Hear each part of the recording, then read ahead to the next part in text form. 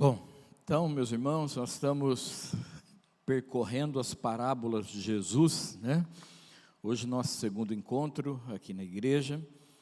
Paralelamente, nós estamos tendo a classe dos jovens, a classe dos pais, e nós aqui no templo falando sobre as parábolas de Jesus. Hoje é a segunda aula e nós vamos falar a respeito. Dá um toque no PowerPoint para mim, por favor. Nós vamos falar sobre a parábola do semeador, tá? Mas antes disso, queria que nós orássemos. Se você puder fechar seus olhos aí onde você está. Senhor Jesus, muito obrigado por essa oportunidade de estarmos na igreja, logo pela manhã, para podermos, ó Deus, meditar na Tua palavra, falar, ó Deus, daquilo que o Senhor tem para nós. Te agradecemos, ó Deus, por aqueles que aqui estão, por aqueles que vão chegar e por aqueles que vão ver esse estudo bíblico mais adiante através de uma gravação. Senhor, muito obrigado. Ser conosco, guarda a nossa família. Abençoa, Senhor Deus, o teu povo. Nós oramos em nome de Jesus. Amém. Amém. Pessoal, então eu queria que vocês abrissem a Bíblia de vocês em Mateus capítulo 13 e que vocês permanecessem com a Bíblia de vocês aberta em Mateus capítulo 13. Não fechassem ela não, para a gente conversar juntos, tá? Até pedir um favor para vocês, se vocês puderem sentar aqui, fica mais fácil da gente conversar, mas fiquem onde vocês se sentirem melhor, tá? Mateus 13, nós vamos ler 23 versículos desse capítulo, né? O capítulo todo nós vamos ler, praticamente todo, né? Mas, dizer a vocês que esse texto e essa parábola, ela também está lá em Marcos capítulo 4, do versículo 1 ao versículo 20, e está em Lucas também, do capítulo 8, do verso 4 ao verso 15. É uma parábola que se repete nos outros evangelhos também, tá? Mas nós vamos usar Mateus capítulo 13, do verso 1 ao 23. Acharam, irmãos? Vamos ler então? Vou ler um, vocês leem outro, tá? Para participarem. Naquele mesmo dia, saindo Jesus de casa, assentou-se beira-mar.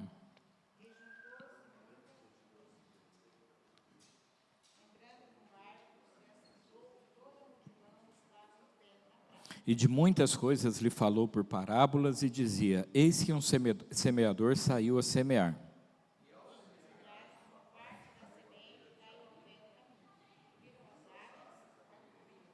Outra parte caiu em solo rochoso, onde a terra era pouca, e logo nasceu, visto não ser profunda a terra.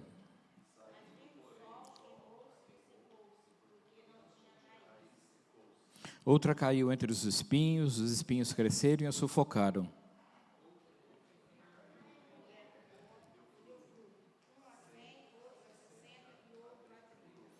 Quem tem ouvidos para ouvir, ouça.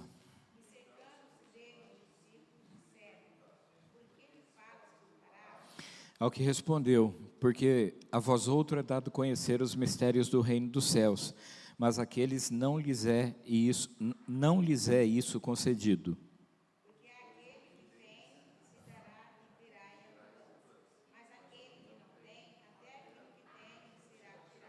Por isso lhes falo por parábolas, porque vendo não veem, ouvindo não ouvem e nem entendem.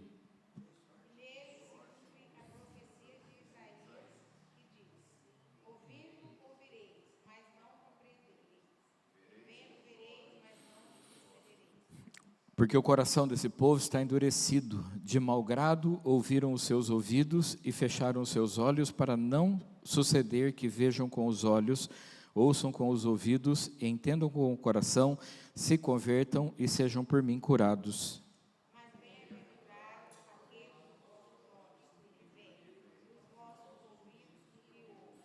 Pois em verdade vos digo que de muitos profetas e justos desejaram ver o que vocês veem, e não viram, ouvir o que vocês ouvem e não ouviram. A todos os que ouvem a palavra do reino e não compreendem, vem o maligno e arrebata o que lhes foi semeado no coração. Este é o que foi semeado à beira do caminho.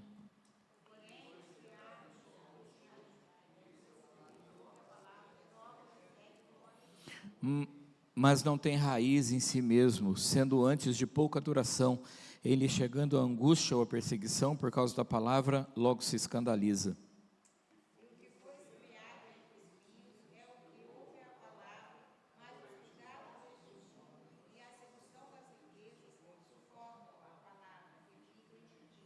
Mas o que foi semeado em boa terra é o que ouve a palavra, a compreende, e esse frutifica e produz a 100, 60 e 30 por um. Amém? Bom, está aí então a parábola do semeador, que Jesus contou, né? Na sua versão em Mateus capítulo 13. Queria perguntar para vocês o seguinte, né? Vocês já tentaram plantar alguma coisa, ou já trabalharam com o plantio de alguma coisa? Quem já trabalhou plantando alguma coisa? Já trabalhou, Fernando? E aí? Qual que é a experiência de trabalhar? Preparar a terra. Qual que é o processo?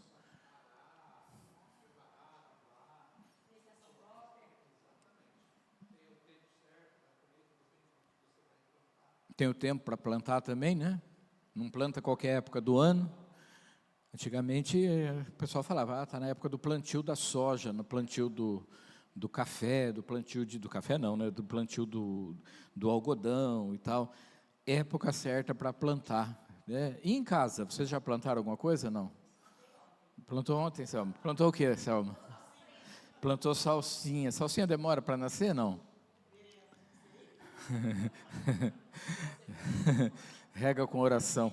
Rega com oração, Selma.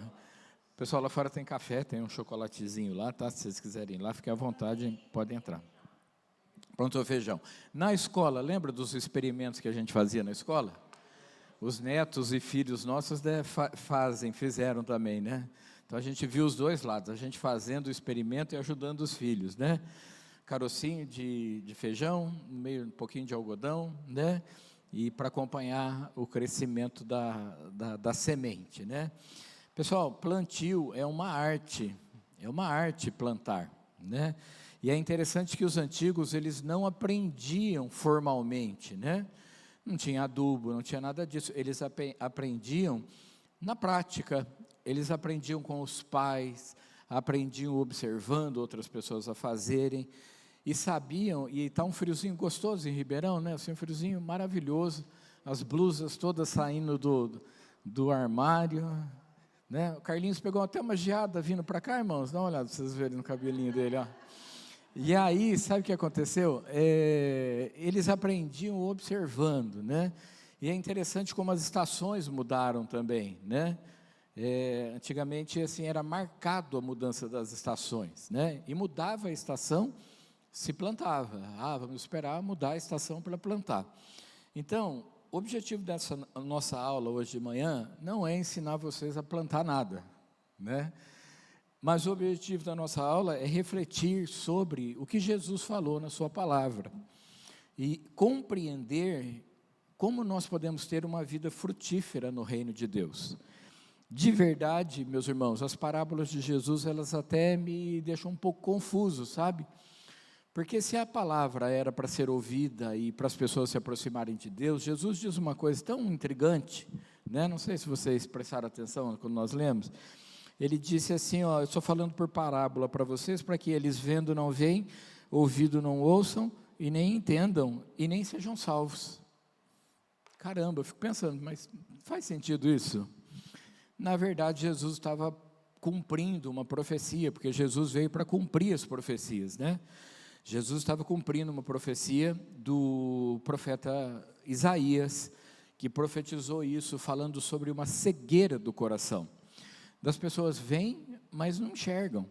Elas ouvem, mas elas não escutam. E até hoje as coisas continuam assim. Não continuam, gente? A pessoa vê, mas ela não consegue enxergar aquilo. Ela tem uma visão periférica das coisas assim. Ela não consegue enxergar de verdade o que está a fundo. E escutando, elas não aprendem, elas ouvem. Nós vemos hoje as pessoas indo, por exemplo, ao culto, à escola bíblica, elas ouvem. Mas será que elas aprenderam aquilo que elas ouviram? Será que elas vão praticar? Então, Jesus está cumprindo uma profecia, né? E nessa profecia, ele usou as parábolas.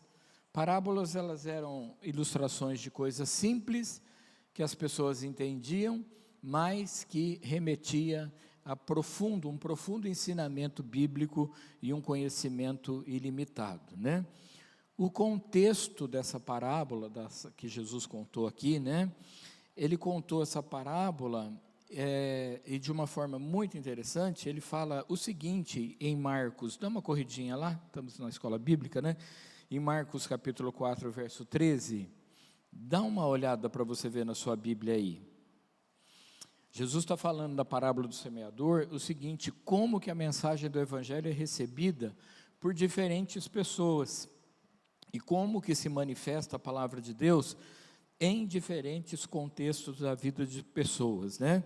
Ilustra que a mensagem pode ter resultados diferentes, a mesma mensagem, nós estamos no mesmo lugar, a mesma mensagem, eu estou esquecendo de passar o trem, estou esquecendo, que coisa, hein, maravilhosa, ela ilustra como que pessoas diferentes no mesmo lugar, elas vão receber a mesma mensagem, mas de uma forma diferente. Olha o versículo 18 de Marcos 4, o que diz? Então lhes perguntou, não entendeis essa parábola? E como compreendereis todas as parábolas? É 13 ou 18? 13, pessoal, desculpa, viu? Essa Bíblia aqui é do tempo que eu consegui enxergar. Dá uma olhadinha no tamanhozinho da letra dela, né? Agora é essa fonte, tá, pessoal? Olha, quer ver? Vou mostrar a diferença para vocês. Dá uma olhada. 20 anos depois, estamos assim, né? Então, Jesus falou que essa parábola do semeador, ela era primordial para a gente entender todas as outras parábolas e a vida no reino. Ele diz, né, Marcos 4,13, ele diz, vocês não compreendem essa parábola, e como compreenderão todas as parábolas? Então Jesus está falando que a chave para entender o ensino que ele está dando, é a parábola do semeador. E a parábola do semeador, ela foi contada por Jesus num ambiente hostil, onde haviam fariseus, saduceus, pessoas escutando aquilo, e também procurando uma oportunidade para incriminar Jesus. Então Jesus também usou das parábolas para falar de uma forma que as pessoas que queriam incriminá-lo não poderiam usar contra ele, né? Jesus é professor por excelência, né? E essa parábola e todas as parábolas têm elementos. Nessa parábola do semeador tem 3 elementos. O primeiro, a semente, o semeador primeiro, né, depois a semente e depois os tipos de solo em que a semente cai. Irmãos, o semeador, quem é o semeador, irmãos, da parábola? Vocês conseguem identificar? Diz ali a parábola, né, lá em Mateus, quando a gente começou a ler, o semeador saiu a semear. Quem seria esse semeador? Um evangelista, né? Jesus naquele momento, porque ele está falando a parábola, mas um evangelista, qualquer pessoa que esteja compartilhando a palavra de Deus com outra pessoa, é um semeador. E a parábola ela é tão simples, e ela começa falando o óbvio, né, gente? O semeador fez o quê? Lógico, o semeador comprou 1 quilo de carne e foi fatiar, não tinha nada a ver, né? O semeador saiu a semear. A primeira ênfase, meus irmãos, é o seguinte, que nós, como povo de Deus, somos semeadores da palavra de Deus. Primeira coisa que Jesus está querendo ensinar para a gente, mais importante, que o nosso chamado, como crentes, em primeiro lugar, é para gerar outros como nós. É para semearmos a palavra de Deus. E hoje em dia, nós estamos fazendo tanta coisa, nos preocupando com tanta coisa, tanta estrutura, e tanto isso e aquilo lá, que me parece que nós estamos tentando atrair as pessoas para a igreja, por causa do que nós estamos fazendo na igreja.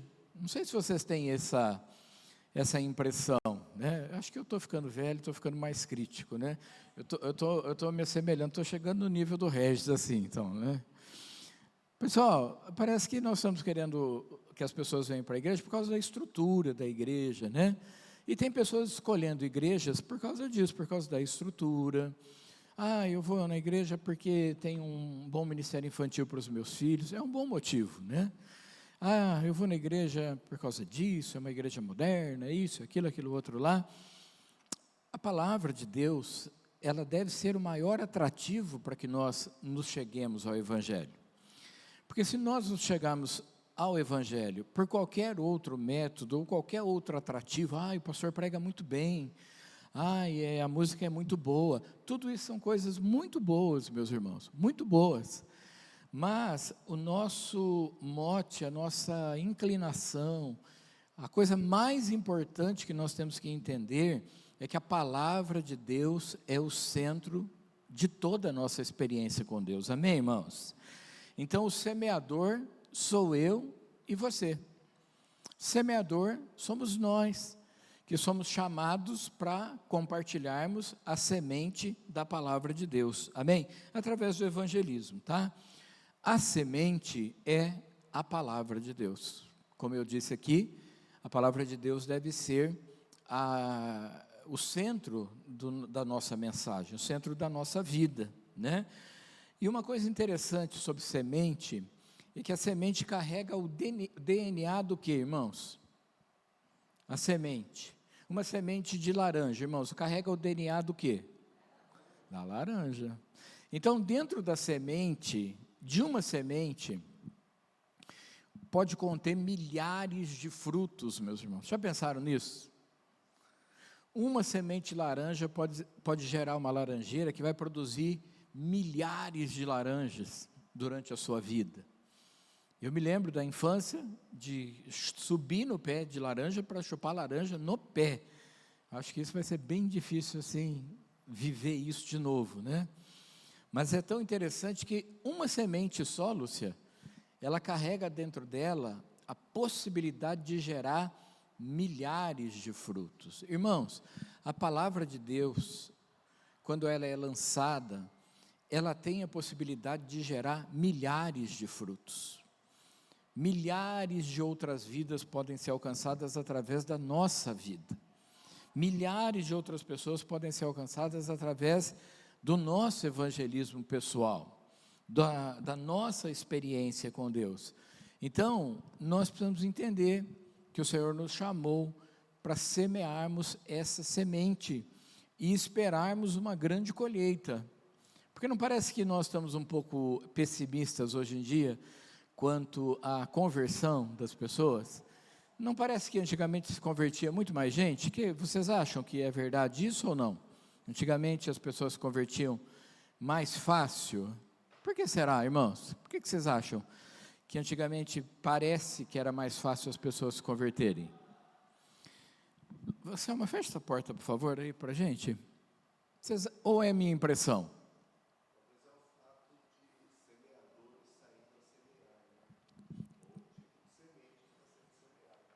É verdade, talvez faltem os semeadores, né? E talvez a semente não esteja sendo a verdadeira semente do Evangelho, né? O que mais vocês acham? Por que será? E antigamente não parece que as conversões eram mais duradouras, genuínas? A pessoa convertia para a vida toda, né?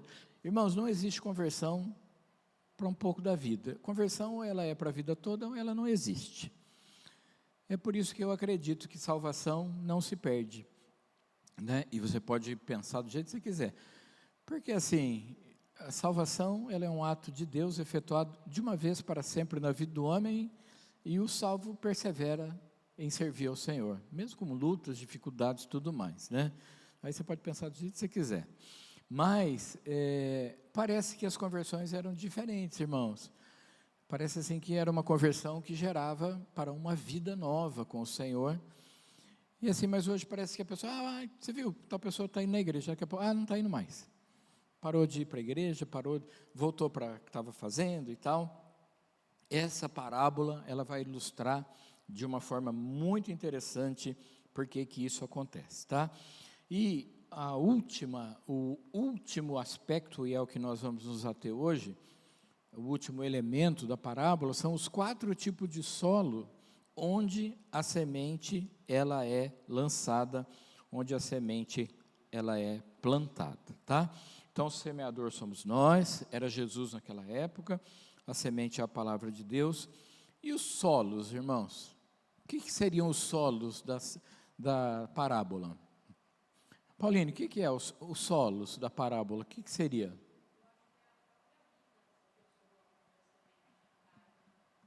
O solo são as pessoas onde a semente cai.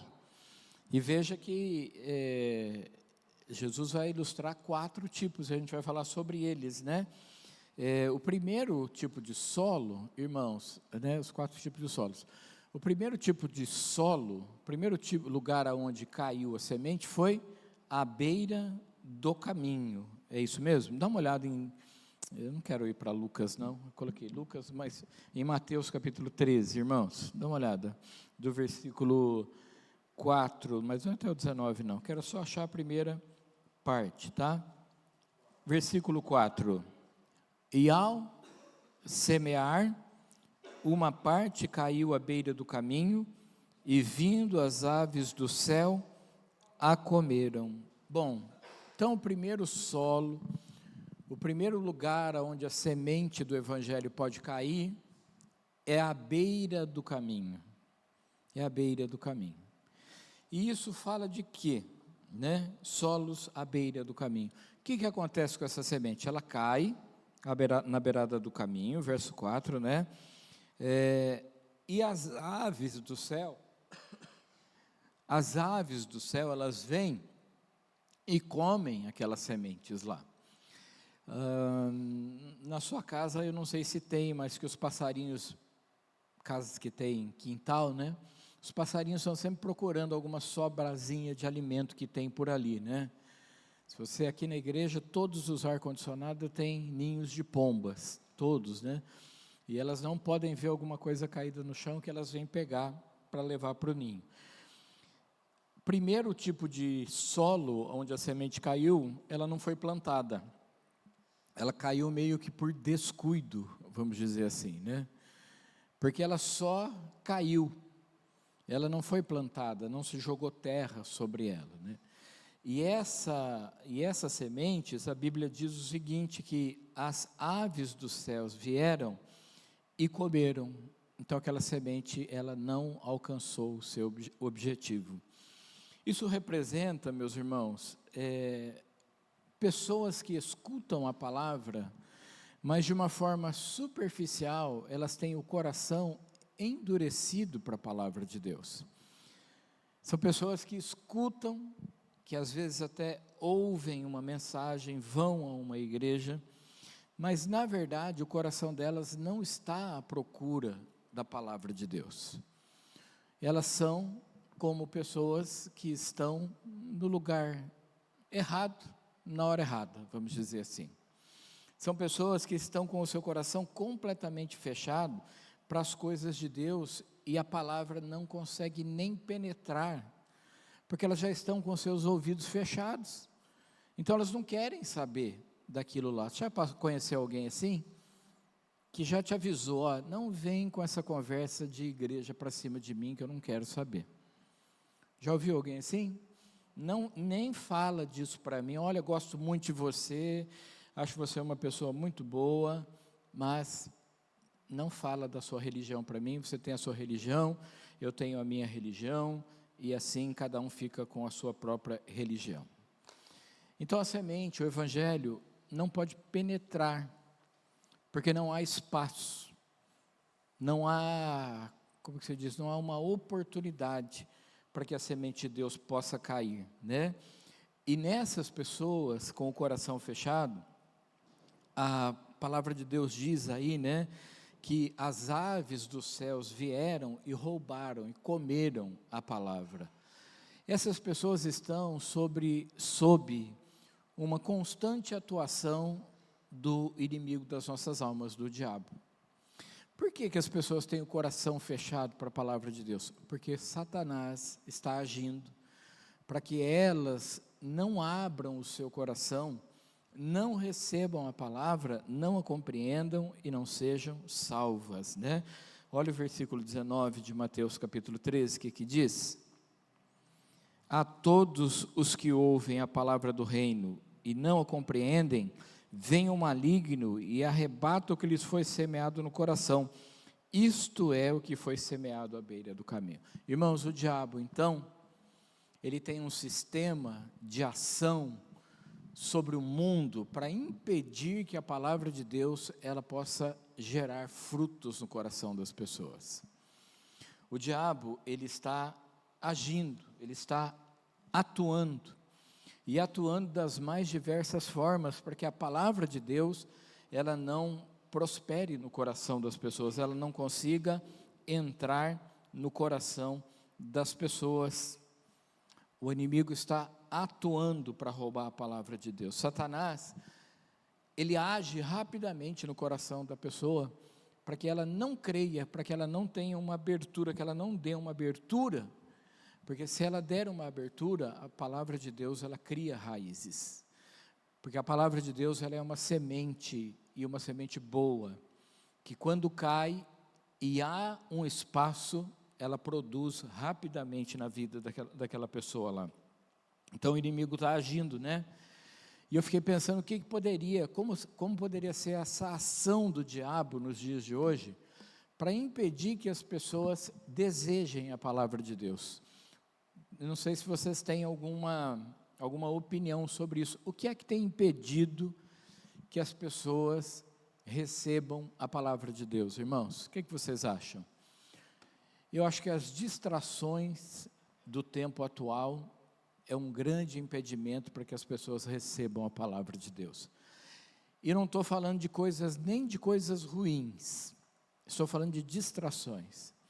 Nós estamos vendo uma guerra agora, né, entre Israel e o Irã, e numa guerra existe uma das artimanhas, uma das formas de guerrear, é criando uma distração. Ou seja, você finge que vai atacar determinado local, mobiliza algumas tropas para aquele local e deixa o seu inimigo saber que você está indo para lá, para que ele possa reforçar aquele local com a guarda, e você ataca num outro local, que eles não esperavam, onde está menos protegido. Fico imaginando que hoje em dia o diabo tem feito muito isso, distraído a gente com tantas coisas e nos atacando em lugares onde nós estamos desapercebidos. E podem ser coisas até boas, coisas lícitas, coisas que até alegram o nosso coração, né? Coisas que nos fazem bem, mas que estão roubando muitas vezes a palavra de Deus das nossas vidas. Vocês pensam em mais alguma coisa que pode estar roubando a possibilidade da palavra de Deus agir na vida das pessoas?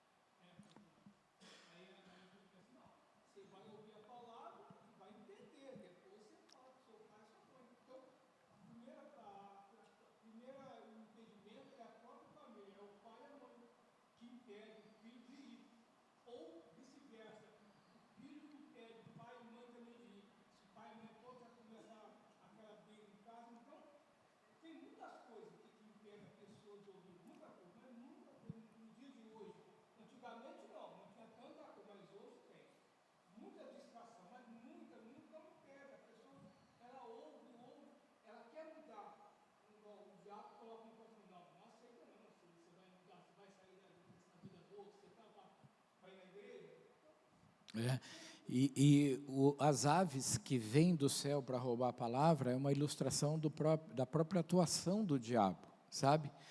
Porque se a semente ficasse ali do lado do caminho, provavelmente ela poderia gerar também, mesmo não tendo sido plantada. Não sei se vocês já viram alguma coisa que nasceu no lugar onde você fala, como que esse negócio nasceu aqui? Vocês já viram? É interessante, você vai na calçada e tem um negócio ali. Caiu uma semente lá, de um jeito qualquer ela entrou, achou um pedacinho de espaço, jogou a raiz e nasceu. Mas as aves vêm e antes que as sementes tenham qualquer chance, elas vêm e comem aquela palavra. Ou seja, é uma atuação do diabo para roubar, para impedir que a palavra possa agir. E o Lucas falou de uma forma verdadeira, é o seguinte: pessoas podem ser usadas para impedir que a palavra de Deus ela prospere. Estava pensando de ontem para hoje, né, sobre a atuação dos pais, irmãos, nos dias de hoje. Acho que todos nós estamos aqui, somos pais, né? Irmãos, tem pais que estão impedindo os filhos de servir ao Senhor. Não estão impedindo falando assim, não vá para a igreja, não é assim. Mas também não facilitam para que os filhos vão, sabe? Criam situações para que os filhos não consigam estar na igreja, né? E ontem a gente estava aqui no Conecta, a gente estava com bem pouca gente ontem, né? Tinha mais quarentão, tinha mais gente do Atravessa do que do Conecta ontem, né? Mas por quê, meus irmãos? Por quê? E aí depois estava conversando com o pessoal aqui, eles falando assim, mas ano passado, na época das festas juninas, foi assim também. Lembra, pastor? Ou seja, irmãos, as famílias fazem seus programas para ir a festas, quermesses, levam seus filhos e os tiram da igreja. Então, tem pais que estão impedindo, né, que os filhos cresçam na fé. Isso é um erro dos pais? É um erro de geração. É uma conversão que não mudou tantas coisas assim, né? Distrações, incredulidade. Nós vivemos a época da incredulidade, irmãos. Até dentro da igreja nós vivemos uma época da incredulidade. Nós cremos no poder de Deus, irmãos. Cremos no poder de Deus. Agora nós vemos dentro da igreja muitas pessoas que olham para o Evangelho e estão tratando o Evangelho como uma filosofia, como uma maneira de viver. Não, o Evangelho é o poder de Deus, irmãos. E nós muitas vezes até duvidamos que o Evangelho possa restaurar pessoas, né? Aqui na igreja tem um menino que trabalha aqui, ele é um morador de rua, hoje não está morando mais na rua, mas morou muitos anos. Ele era da igreja do Nazareno, lá de Campinas, uma igreja que eu frequentei, ia muito tempo e tal, e ele falou que era, e eu falei, me conta então, assim, como é que era. Ele contou tudo exatamente como era, os pastores e tal, então eu vi que era verdade mesmo. E assim, ele fala, pastor, eu não sei por que a minha vida é assim. Eu creio em Deus, eu servo do Senhor e tal. Eu falei, mas é porque você não muda. A palavra de Deus, ela já fez tudo que ela podia fazer por você, mas você não muda. Então agora você precisa mudar. E irmãos, muitas vezes a pessoa, ela não acredita que ela pode mudar, sabe? Ela não acredita que o Evangelho pode trazer forças a ela, para que ela saia de uma situação difícil para uma situação melhor. Essa semana ele estava aqui trabalhando, né, limpando as cadeiras e tal. Aí ele me falou, faz 10 anos que eu venho aqui na igreja, te conheço, pastor. Eu falei, 10 anos, e você continua do mesmo jeito. Quantas vezes eu te chamei para vir para a igreja, para congregar com a gente, você estaria em outra situação de vida se você tivesse vindo. Pelo menos um emprego, um lugar para você morar, eu tenho certeza que você teria, porque você conheceria as pessoas te ajudariam. Mas a pessoa muitas vezes, irmãos, tem um coração incrédulo e se acostumou a viver do jeito que está vivendo. É uma atuação do diabo, que diz o seguinte, vá na igreja, mas não mude. Vá na igreja, mas continue do mesmo jeito que você está. Vá na igreja, mas continue bebendo, continue fumando, continue dando escândalo, continue passando as pessoas para trás. Então, de verdade, é uma semente que não criou raízes, porque o diabo agiu, né? E em terceiro lugar aqui, eu listei que nós temos a necessidade de ter o nosso coração preparado para que ela se torne um caminho, né, um solo fértil para a palavra de Deus. É uma responsabilidade nossa, irmãos, percebermos a atuação do diabo tentando roubar a palavra. Quantas vezes a gente está na igreja e nós recebemos a palavra, nós somos cheios de fé, né? Oramos e tal. Quando chegamos em casa, já encontramos uma situação difícil em casa. E aí nosso coração já fala, mas eu sabia que as coisas não iam mudar, não ia mudar nada. Dá trabalho, irmãos, dá trabalho. Segundo solo, primeiro então, eu caiu à beira do caminho, tá? Tá lá, ó, né? Deixa eu ver se eu consigo ler lá, ó. Consigo. A semente cai na beira do caminho e os pássaros a comem. A interpretação é que as pessoas ouvem, mas não entendem. O inimigo, o diabo, rouba o que foi semeado. E a aplicação para a nossa vida é a seguinte, irmão, que a falta de atenção espiritual, coração endurecido, nesse lugar a palavra não prospera, ela não penetra. Até quando nós vamos no culto, irmãos, nós vamos ter atenção.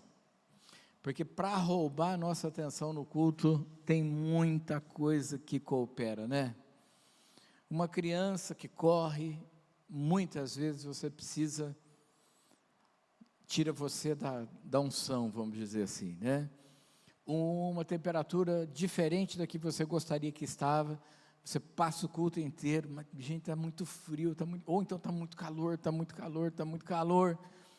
e a palavra está sendo pregada, o louvor está sendo ministrado, e você só está se atentando ao calor, ao frio. Ou então, algo que você precisa fazer durante a semana. Puxa, eu preciso fazer tal coisa essa semana, não posso deixar passar dessa semana. Não sei se você é como eu, mas eu planejo fazer uma coisa, infelizmente, chego no final da semana, falo, agora vai ter que ser semana que vem. Isso se chama procrastinação, né? E empurrando as coisas com a barriga e deixando para depois. Muitas vezes essas coisas impedem a gente de cultuar o Senhor, de receber a palavra, né? No próprio templo, na própria igreja. Querem compartilhar mais alguma coisa sobre isso, irmãos? Não? Fala, John. Celular é uma caixinha abençoada, né, gente? Fala a verdade, o celular é uma bênção, não é, irmãos? É a gente que não sabe usar direito. Então, vamos pôr os pingos nos is? A rede social é uma bênção. É você que não tem domínio próprio para ficar lá. É bom você pegar aqui, vou ver um TikTok, ver assim um tempo de TikTok. Não tem problema nenhum, não é pecado, não é nada, né? Depende do conteúdo que você vê, né? Mas rouba, hein? Rouba a nossa atenção. Está na igreja, WhatsApp ligado, navegando pelas redes sociais, nem sabe o que está acontecendo no culto, né, irmãos? Aí um irmão me falou esse dia, pastor, por que você não proíbe trazer celular na igreja? Eu falei, velho.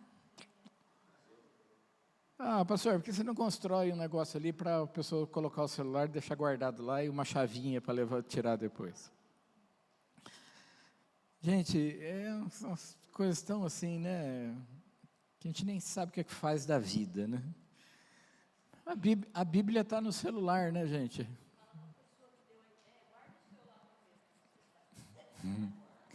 O que eu falo é o seguinte, né, você vem no culto, coloca o seu celular no modo avião, pelo menos isso, né? Aí fica lá, você está com o celular, consegue navegar ali, mas você não está meio restrito, né? Mas assim, o celular tem roubado mesmo assim a gente da presença do Senhor, né? A gente vê no culto as pessoas no WhatsApp, batendo papo no WhatsApp no meio do culto, e não é uma vez só não, viu? É o culto inteiro. Então, as aves vêm e roubam a palavra, o diabo rouba a palavra. Às vezes está no WhatsApp debatendo, né, o que está sendo pregado e a gente está julgando, né, irmão? Será que é isso mesmo? Acho difícil, hein? Segundo, está tão difícil de ler aquilo, o solo pedregoso, Mateus capítulo 13, versos 5 e 6, segundo tipo de solo, tá? Vamos ler? Outra parte caiu em solo rochoso, onde a terra era pouco, e logo nasceu, visto não ser profunda a terra. Saindo, porém, o sol a queimou, e porque não tinha raiz, secou-se. Vamos achar a explicação? Versículo 20, né? O que foi semeado em solo rochoso, Esse é o que ouve a palavra e a recebe logo com alegria, mas não tem raiz em si mesmo, sendo antes de pouca duração. Ele, chegando à angústia ou à perseguição por causa da palavra, logo se escandaliza. Segundo tipo de solo, segundo tipo de pessoas que escutam a palavra, o solo pedregoso é gente com uma fé sem profundidade, uma fé rasa. E Jesus explica isso, né? Recebem a palavra com entusiasmo. Irmão, parece que de verdade, assim, a pessoa foi tocada por Deus mesmo, e ela se converteu ao Evangelho do Senhor Jesus, né? Mas o que acontece? Acontece que é uma pessoa que reagiu, não espiritualmente ao Evangelho, mas reagiu emocionalmente.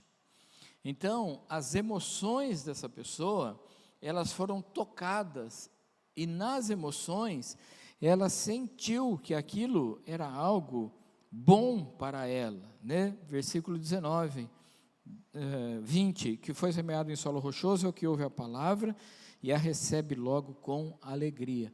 Irmãos, as nossas emoções, irmãos, elas são boas ou elas são más? O que vocês me diriam? As emoções do ser humano, são boas ou são más?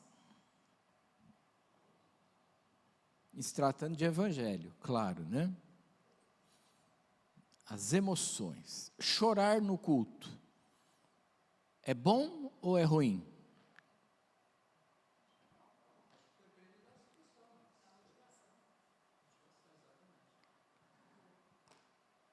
Euforia no culto, trenzinho, como é que é, molecada? A música que a molecada canta aí, né? Nossa. Nada poderá parar, é isso aí, né? O João é o principal precursor dessa música aí. Trenzinho, gritos, aplausos, pulos, celebração, ou então se prostrar, deitar, rolar no chão, chorar. Isso é bom ou é ruim, irmãos? É bom? É bom ou é ruim? Quem acha que é bom, levanta a mão. Quem acha que é ruim, levanta a mão. Irmão, é muito relativo. Muito relativo. Porque se for um negócio puramente emocional, eu acredito que não vai ser bom. Porque vai estar tocando as emoções da pessoa, simplesmente, né? As pessoas hoje em dia não choram mais da presença de Deus, principalmente dentro da igreja, porque as pessoas vão olhar criticando. Será? Já ouvi? Será? Já ouvi.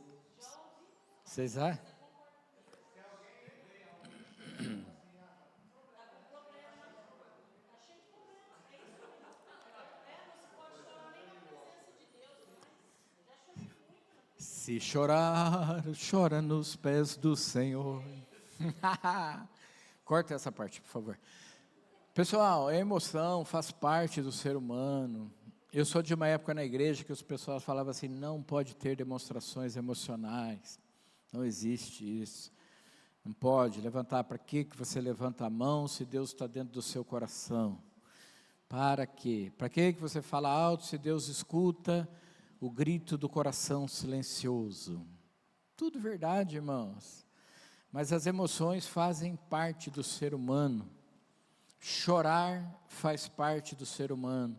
Chora-se de tristeza e chora-se de alegria. Chora-se de contentamento. O ser humano chora vendo um filme de um cachorro na televisão, irmãos. Por que é que não pode chorar na presença do Senhor? Pode chorar, pode celebrar, pode aplaudir, pode bater palma, pode glorificar a Deus, pode tudo, irmãos, tudo pode, irmãos. Mas vamos averiguar qual que é a profundidade disso na nossa vida. É para um momento só? É só porque a música é uma música alegre, é uma música de celebração, é só porque... Por que é que não tem trenzinho num culto que tem 10 pessoas? Por quê? Nunca vi. Não tem público, né? Não tem público, não tem a massa, não tem nem é manipulação, mas não tem as pessoas.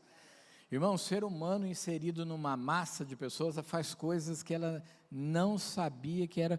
Vocês viram essa moça aí que está presa aí? Sem politicagem, tá, irmãos? Essa moça Débora, que está presa, foi presa, não sei quanto tempo aí. Irmãos, é uma dona de casa, que estava num lugar e tal, e pichou uma estátua. Aí é problema da justiça. Essa mulher não tem perfil nenhum de que faria uma coisa dessa, né? Irmão, o ser humano, no meio de uma turba, faz coisas que não faria, por causa que todo mundo faz. Vamos arrombar aquele negócio lá. Faz, irmãos. Se não tiver profundidade, razão, acaba fazendo. A semente cai, a pessoa recebe, que alegria, achei o meu lugar. Que coisa boa, agora sim, agora eu sou de Jesus, tal. Mas aí Jesus diz que ela vai e vem as lutas por causa do evangelho. Chega em casa, a família fala: você vai virar crente? Pega as suas coisas e vai embora de casa então. Que dentro da minha casa não vai ter crente não. Nós somos dessa religião. Eu já ouvi acontecendo, irmãos. Me pediram um conselho. Meu marido me proibiu de ir na igreja, pastor. O que eu faço? Eu falei: você ora na sua casa, que Deus vai mudar o coração dele. Sabe, irmãos, assim, as lutas vêm. As lutas vêm. O evangelho é um evangelho que implica lutas e dificuldades na nossa vida. Um coração pedregoso representa quem reage emocionalmente ao evangelho, mas não se aprofunda. Ou seja, a emoção, ela faz parte de alguma coisa para iniciar a nossa busca. Mas a partir daí, irmãos, nós precisamos nos aprofundar. Nós não podemos ser um crente emocional a vida inteira, porque senão você vai saber que alguém falou mal de você, você vai romper com Jesus e você vai embora, porque alguém falou mal de você. Que se exploda quem falou mal. Eu estou buscando a Deus, né? E olha, gente, esse negócio assim, não vou chorar porque as pessoas falam, que se explodam, né? Que se exploda as pessoas. Quer falar, fale. Quer fofocar, fofoca. Sabe? Nós precisamos cuidar do nosso relacionamento com Deus. Então, nós precisamos entender que a empolgação do evangelho, nós chamamos de primeiro amor, lembra? Está no primeiro amor, né? O primeiro amor, irmãos, não pode ser algo que é apagado pela falta de convicção. Por quê? Porque a gente vai ficando velho na igreja, e parece que vai faltando convicção, parece que a gente vai se acostumando a ir no culto, ir na igreja, ser crente, e não é isso, irmãos. É que as misericórdias do Senhor se renovam sobre as nossas vidas a cada manhã, por isso somos alegres. Por isso somos alegres. Posso te falar uma coisa? Lutas para impedir você de servir ao Senhor, de estar na igreja, haverão todos os dias na sua vida.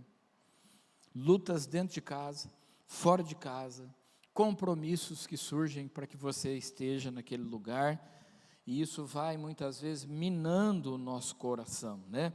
A empolgação inicial precisa ser acompanhada depois de convicção e de compromisso verdadeiro com a palavra de Deus. Emoção sem transformação é ficção. Foi o que eu escrevi ali, eu gostei até dessa frase. Emoção sem transformação é uma ficção. A emoção faz parte, mas aí ela traz convicção no nosso coração de que este é o lugar. Amém, irmãos? A terra era o quê? Ela era fofa, tinha pouca terra, né? Uma raiz em pouca terra é uma raiz fraca. Uma pessoa que não se aprofunda no evangelho do reino é uma pessoa fraca. Uma pessoa que se alimenta da Bíblia só na igreja é uma pessoa fraca espiritualmente. Por quê? Porque as raízes, né? Versículo 21 de Mateus 3 diz: não tem raiz onde? Dá uma olhada na sua Bíblia aí. Jesus fala: não tem raiz. Você está vendo o que Jesus está falando? É raiz em si mesmo. Ou seja, não é na igreja, não é com outros irmãos, é em si mesmo. Quem não tem raiz em si mesmo é de pouca duração. Irmãos, se nós não cultuamos, né, cultivamos, melhor dizendo, a nossa vida devocional fora da igreja, não tem como, irmãos, não tem como. Nós precisamos ter raiz em nós mesmos, ou seja, as nossas próprias raízes. Às vezes você está numa igreja bíblica, séria, honesta, transparente, que cuida das coisas com eu acho engraçada essa palavra, né? Lisura, parece que é errado, né? Mas não é não, que está certo. Mas você não se aprofunda, sabe? Você está sempre na raiz. Irmãos, vocês já viram que os assuntos nas igrejas, de vez em quando, eles são os mesmos, eles voltam para ser debatidos? Ah, perde salvação ou não perde? Está sempre isso, né? Não, isso é uma coisa que eu não discuto com ninguém mais, irmãos. Ah, dons do Espírito Santo, existe ou não existe? Eu não discuto com ninguém mais. Se a pessoa perguntar para mim, querendo aprender, eu falo do que eu sei, que eu acredito. Mas você vê que essas conversas, o apóstolo Paulo fala assim, quando vocês deveriam estar comendo alimento sólido, vocês estão comendo papinha, né? Porque esses assuntos, eles são polêmicos, eles geram coisas. Você é calvinista ou você é arminiano? Sou de Jesus, sou crente em Jesus. Mas quando nós ficamos nessas coisas, muitas vezes, é porque a gente está na superfície, sabe? Mas e a constância? E a nossa determinação? E a nossa paixão em seguir a Jesus, seja onde for? Sem raízes, a fé não resiste ao tempo, nem aos desafios. Sem raiz, a gente é como uma árvore que é jogada para a direita, jogada para a esquerda. E por que, meus irmãos, que as igrejas históricas estão sofrendo? E as igrejas históricas são as igrejas mais antigas, né? Batistas, presbiterianos, luteranos, congregacionais, estão sofrendo de uma falta de identidade. Porque ao invés de passar o que acredita e o que manteve a igreja durante séculos, estão tentando se amoldar às novas tendências do mercado para atrair novos clientes. Que nós não sejamos como essas raízes fracas, e nós podemos, né, a forma, o modelo, as coisas que a gente vai fazer, elas são mutáveis, elas podem mudar. Nossa música pode mudar, nosso jeito de pregar pode mudar. Quando eu me converti, o pastor nunca subia ao púlpito sem usar terno e gravata, nunca. Escola bíblica, culto no lar, culto de visita, ele sempre estava terno e gravata. É uma coisa que pode mudar, e mudou. Mas, irmãos, a mensagem, ela não pode mudar. A mensagem que se prega para o rico é a mesma mensagem que se prega para o pobre, né? E a verdade é verdade, doa a quem doer, né? Vem as lutas e a pessoa não tem raiz, ela logo se seca a sua semente. Querem complementar isso, irmãos? Falarem sobre a raiz que caiu na terra fofa, no solo pedregoso? Não querem? Terceiro solo, então, é o que caiu entre os espinhos. Está em Mateus capítulo, deixa eu voltar lá para a gente ler juntos a descrição lá e a aplicação. Vamos ler lá. Recebe com alegria, mas não tem raiz, dura pouco, aceita a palavra, mas na perseguição e dificuldade desiste. É uma fé superficial, emocional, não suporta tribulações por causa de Cristo. Isso posto, meus irmãos, nós temos sofrido alguma coisa por causa de Jesus, irmãos? Alguém aqui tem sofrido alguma coisa por causa de Jesus? Por causa do Evangelho? Pouco, né, meus irmãos? Pouco. Isso. E hoje também, com esse negócio do politicamente correto, até muito pouco também, né, Eli? De zoeira, por causa...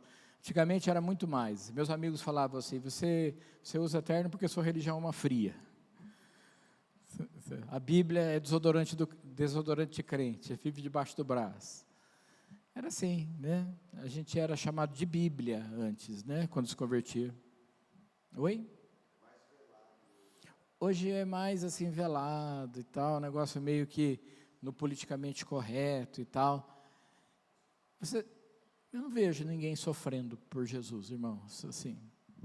Perdi o emprego porque sou crente. Já aconteceu com alguém isso? Terminei um relacionamento por causa de servir a Jesus. Já viram alguém fazer isso? Pois é, isso acontecia antes, né? Eu não sei lá no país de vocês, João, como é que é, mas tem esse tipo de perseguição lá? Porque a pessoa é de Jesus, existe algum tipo de perseguição?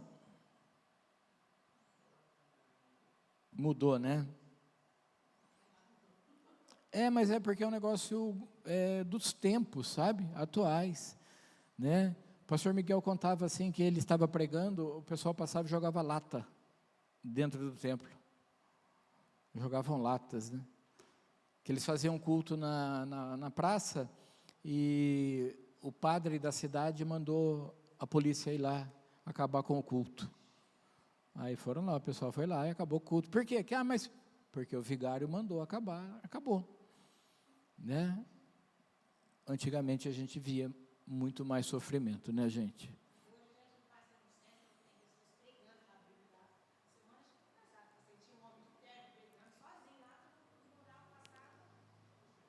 Verdade. Eu fico pensando da eficácia disso também, né, irmãos?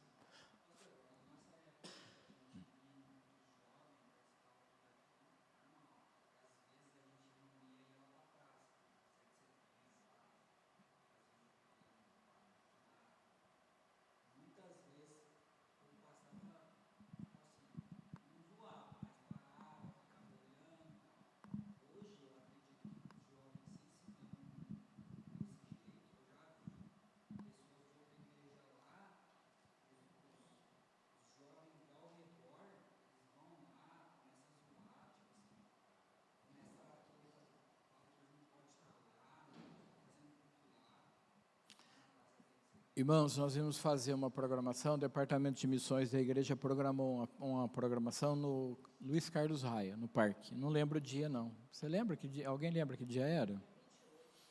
Era, não vai ter mais. Porque as exigências da prefeitura são completamente anticristãs. Você não pode levar um folheto falando de igreja, de religião nenhuma. Se você levar algo e ficar no local, existe a pena de você ser multado por aquilo. Até a marca, modelo das coisas que você precisa levar, você precisa passar, dificultando ao extremo assim que você anuncie uma mensagem lá. E eu não estou falando nem que é cristã, eu acho que para todo mundo é a mesma coisa. Mas, irmãos, que tempo que nós chegamos, irmãos? Que tempo que nós chegamos?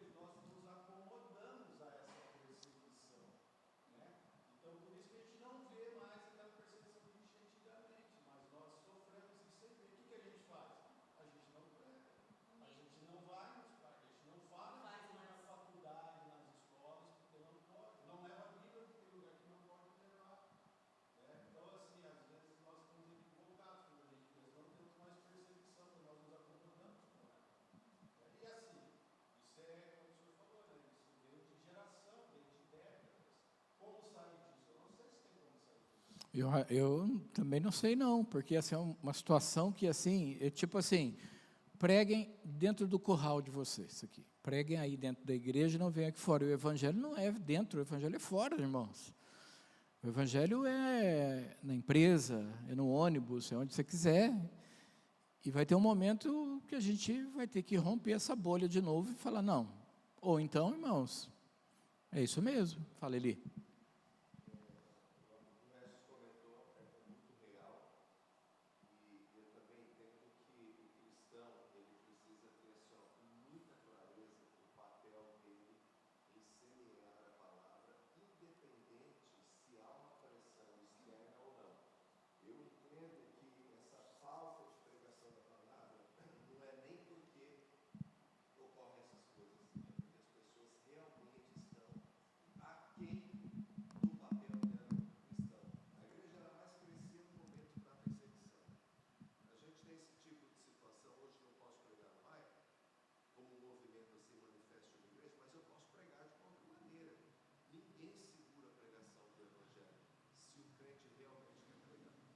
O apóstolo Paulo disse que a palavra de Deus não está algemada, né? Mas nós vemos, como o Regis falou, uma institucionalização, uma cerceação da pregação do evangelho, né? E, irmãos, eu falo da nossa realidade. Eu não sei se candomblé, espírita é a mesma coisa. Eu acredito que seja a mesma coisa. Mas o cerne, o coração do evangelho é a pregação da palavra. A pregação da palavra. Irmãos, nós estamos aquém. Nós estamos aquém. É só nós olharmos para as conversões. Parece que hoje, e aí não vai nem um juízo de valor, parece que hoje tem uma igreja para cada gosto, irmão. Se eu não estou satisfeito aqui, tem uma igreja que me satisfaz. Isso é prejudicial. Toda divisão promove em si um enfraquecimento. Toda divisão, né? E o que nós vimos de igrejas dividindo, hoje a gente vê uma mensagem completamente diferente daquela que deveria ser pregada. Esses dias o Regis falou aqui, né, da igreja que ele começou, participou do começo dela, né? Irmãos, nós precisamos manter a unidade, irmãos. A unidade, independente. A igreja não foi feita para agradar. Congregação não é feita para agradar. Ela é feita para edificar. Na igreja, quando nós somos confrontados, nós mudamos a nossa atitude, não mudamos de lugar. Pastor, não pode mudar de igreja? Pode e deve, mas hoje parece que é assim. Eu sei, né, sou pastor, sei de movimentos de igrejas que receberam 600 pessoas vindo de outra igreja, por um desagrado com a igreja local e com a liderança local. E nem era antibíblico o desagrado, era desagrado de posicionamento. Não, nós vamos fazer assim. Não queremos fazer assim, então vamos para outra igreja. 600 pessoas de uma vez. Irmãos, onde que isso está contribuindo para o evangelho? Pensa bem, eu só vejo igrejas dividindo. Eu não vejo nenhuma se juntando. Duas igrejas aí pequenininhas. Vamos juntar? Junto a gente é mais forte e o evangelho vai ficar mais... A gente vai conseguir fazer a nossa tarefa com mais afinco. Eu não vejo, irmãos. Eu vejo uma igreja, 25 pessoas aqui, 15 ali, 10 lá e tal. Não podia juntar todo mundo? Sim, algumas pessoas continuam aqui, Selma, mas assim, no que a gente vê é que, né? Complicado isso, né, gente? Olha como essa parábola aí, ela acaba falando, né? O terceiro tipo de solo é entre os espinhos. A semente cresce, mas é sufocada pelos espinhos. Ouvem, mas os cuidados do mundo e a sedução das riquezas sufocam a palavra. É uma vida dividida entre Deus e o mundo, não frutifica espiritualmente. É um coração, né, dividido, ele não prospera, irmãos. Não prospera. Quando nós olhamos aí para Jesus, e Jesus falando, ele fala, outras sementes caíram entre espinhos, que cresceram e sufocaram as plantas. O solo representa quem ouve a palavra, mas a vida está cheia de distrações e competições. A palavra semeada começa a crescer, mas não frutifica por estar cercada de espinhos. Um coração dividido entre Deus e o mundo nunca produzirá um fruto verdadeiro. Vocês concordam com isso, irmãos? Irmãos, quando Jesus entra na nossa vida, Ele entra para ser Senhor absoluto da nossa vida, irmãos. Mas aí a pessoa converte, irmãos, ela é um empresário, não tem uma mudança na empresa dela. Ela continua, os funcionários continuam trabalhando e não recebendo hora extra. Ela não muda nada na vida pessoal, particular dela. Então, meus irmãos, é o quê? É um terreno entre espinhos, ou seja, ela recebeu a palavra, mas tem coisas competindo com a palavra. Eu vou servir a Deus, desde que... eu sirvo a Deus desde que não toque nos meus negócios. Eu sirvo a Deus desde que não impliquem com a minha maneira de falar, com a minha maneira de vestir e tal. Eu fico pensando assim, irmãos, que é um evangelho cedendo às outras coisas da nossa vida. O apóstolo Paulo fala, aquele que roubava não rouba mais, quem mentia não mente mais. O evangelho que vem para transformar a nossa vida, e não para competir com mais coisas da nossa vida. Vocês já leram um livrinho? Eu esqueci o nome desse livro, mas é um livro que fala sobre pecados. Aí Jesus entra no coração do camarada, limpa tudo, daqui a pouco veio o diabo, traz um pavão. Vocês já leram esse livro, não? Pavão é o orgulho, aí traz um monte de comida, glutonaria e tal. É um livrinho bem ilustrativo, assim, que falava sobre senhorio de Cristo, né? Irmãos, quando Jesus entra, as outras coisas ficam em segundo, terceiro lugar. O solo entre espinhos é que tem coisas, né? Competindo com o evangelho. Tem coisas competindo, né? E eu falo culto porque é o nosso termômetro, vamos dizer assim. Tem o culto, mas tem o jogo de futebol no mesmo horário. Então, eu vou ficar vendo o jogo de futebol, é a final de campeonato. Eu lembro que a última Copa que o Brasil ganhou foi em 2002, né? Faz tempo, hein, gente? Nós estávamos na escola bíblica. Eu lembro bem desse dia. Quem estava? Tinha alguém aqui nessa época? Juninho estava? 2002? Acho que estava, sim. Não? Estava casando? A mulher que tu me deste, Senhor Jesus. Nós estávamos aqui. Aí os irmãos, ele estava com certeza, né? Lúcia estava.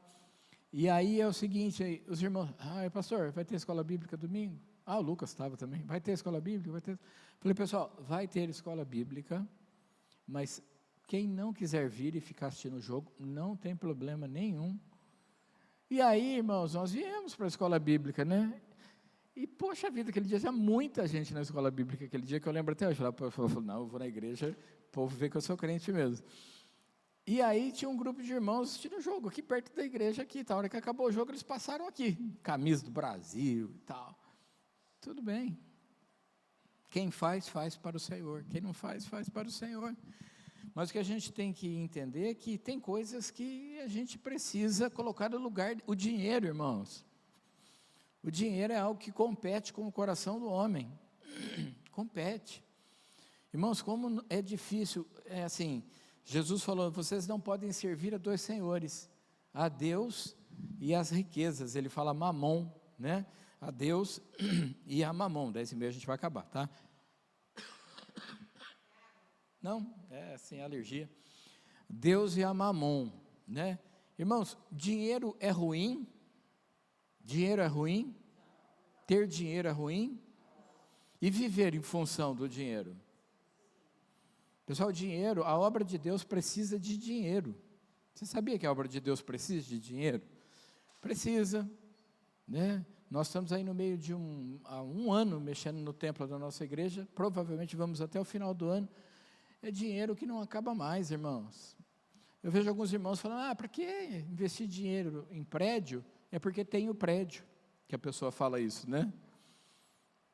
É porque tem o prédio.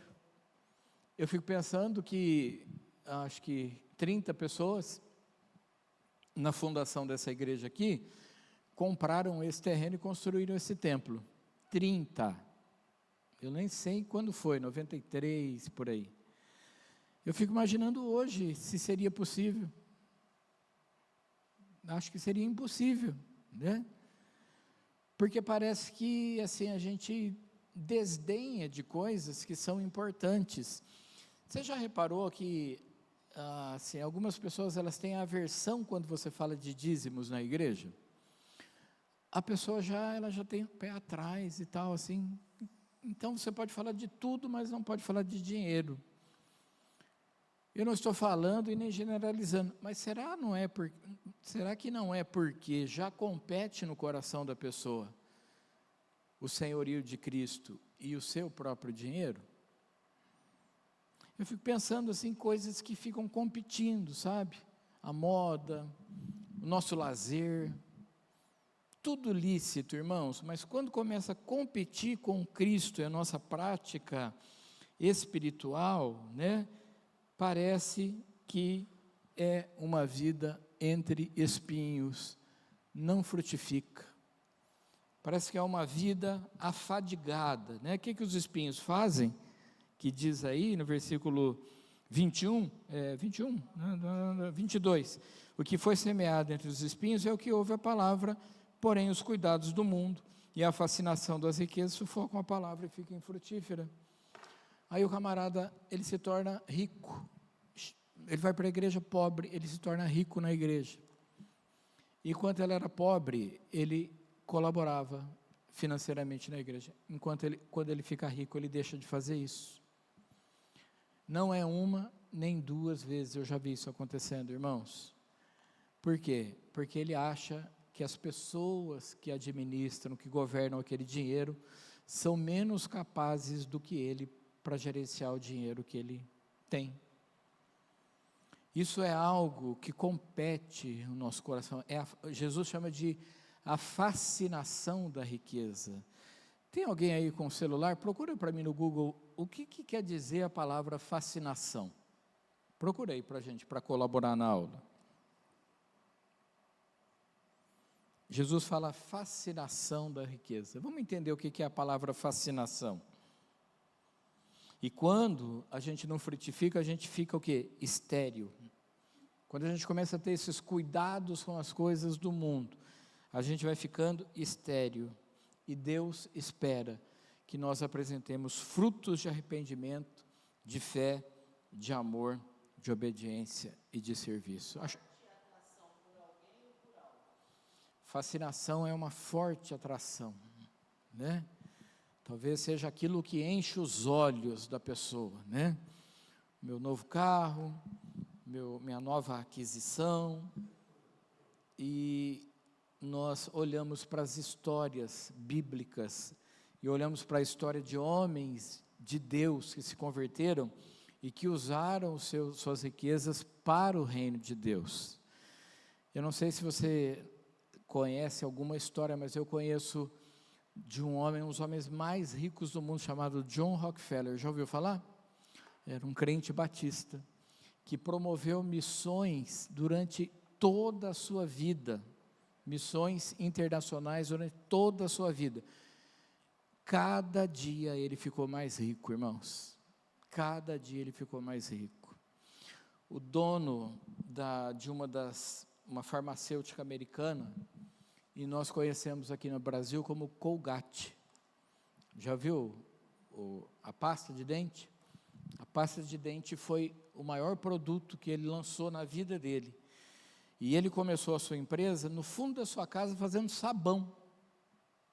Crentes fazendo sabão. Ele e a mulher dele, ali pelos anos 1800, fazendo sabão.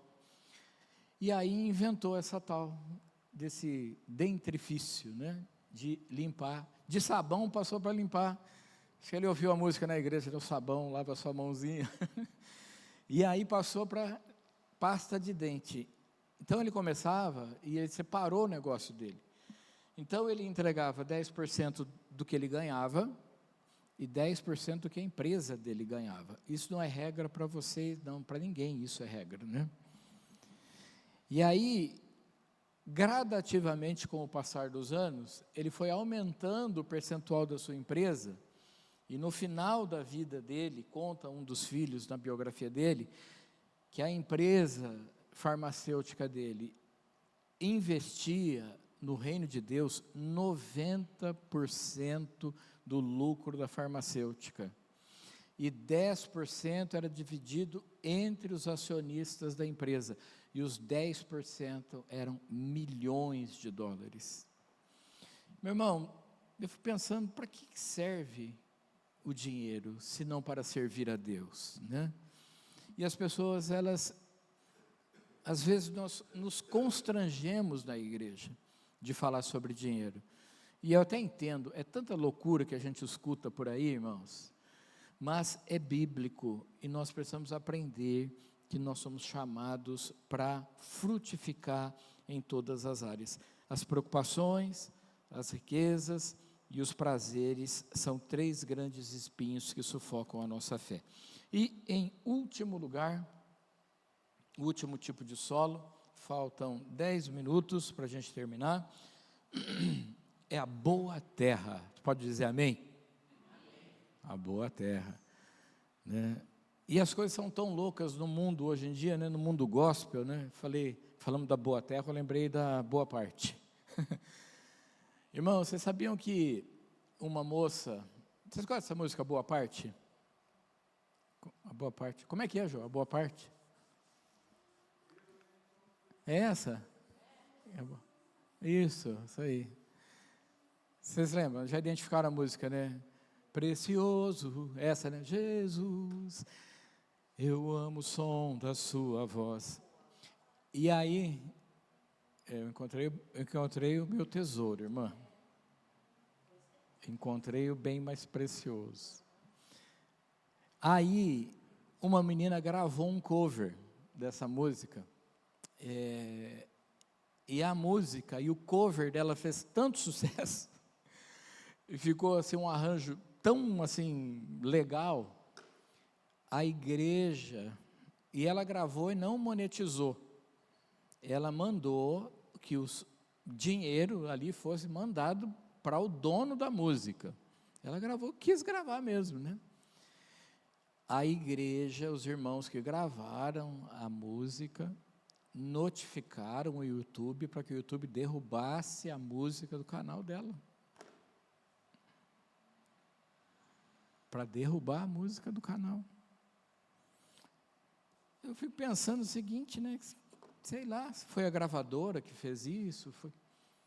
Gente, se sou eu faço de qualquer jeito para que a música continue no ar, para que a mensagem atinja mais pessoas, né? Mas parece que o mundo gospel não pensa assim, né? A boa terra, né? Então, vamos passar aqui, né? A boa terra está em Mateus capítulo 13, no versículo 8 ao 23.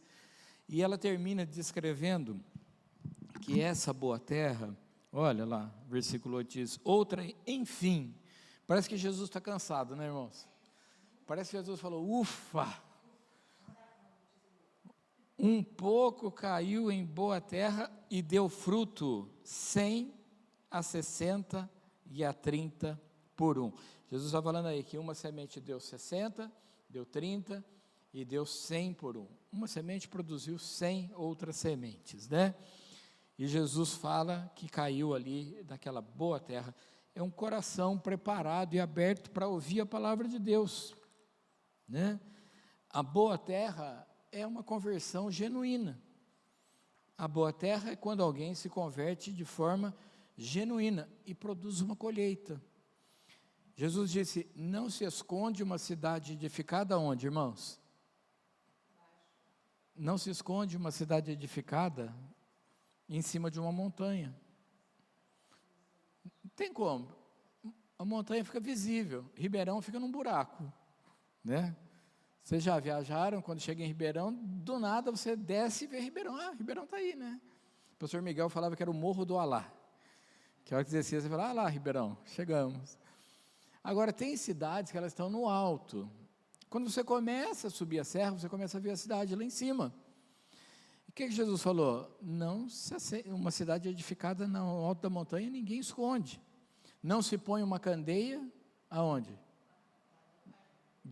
Não se põe, você não consegue esconder. Uma lamparina, você pega a lamparina, acende, põe debaixo da sua cama, e fala para o seu filho, procura a lamparina.